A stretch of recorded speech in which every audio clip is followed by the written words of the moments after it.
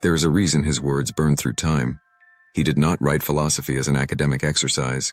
He wrote with blood, with nerves exposed.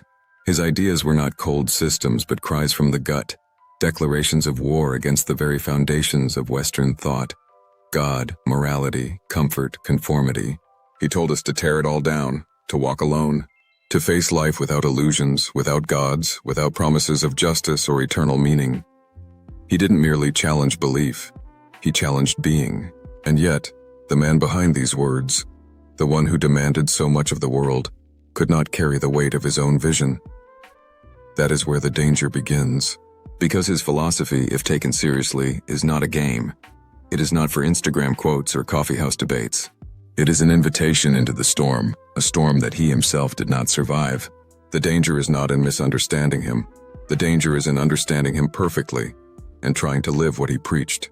He told us that all values must be reevaluated, that truth is not discovered but created, that man must rise above the old codes of good and evil and forge his own path.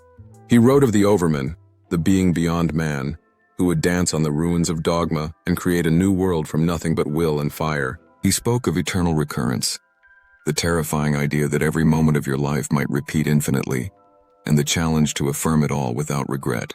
These are not mild concepts. They are psychological earthquakes, and they are not meant to comfort. They are meant to test your soul to its limit. But here's what no one tells you. The one who gave us this vision failed to live it. He said that to be free, truly free, one must be willing to be alone. And yet he wrote letter after letter to friends, enemies, intellectuals, pleading to be recognized, to be read, to be rescued from obscurity. He claimed that pity was a poison, but then sought it in private. He mocked those who sought validation from the masses, while constantly wishing for fame himself. He despised institutions, but longed to be welcomed by them. The one who said we must become the creators of value could not free himself from the craving to be valued. He didn't just fail physically, collapsing in mental breakdown in the streets of Turin. He failed philosophically.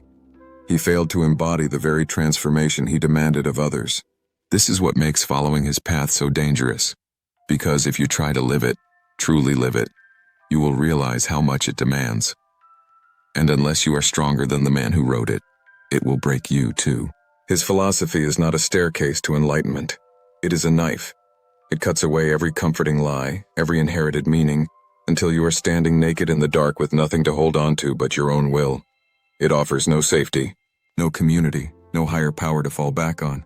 Your own law, your own meaning, that sounds exhilarating until the silence hits, until the loneliness comes, until the abyss stares back. He told us the way of the Creator is the way of suffering, that you must be willing to burn your old self to become something new, that you must dance with chaos, affirm pain, laugh in the face of the void. But he could not laugh in the end. He could not dance. He collapsed. And that collapse, that failure, is not a footnote. It is essential to understanding the risk. Because here is the hard truth. If you follow him, you may not become an overman. You may become a ghost, a fractured mind trying to hold on to something solid after everything has been thrown into the fire. You may end up like him, visionary, brilliant, ahead of your time, and completely alone, undone by the very force you tried to wield.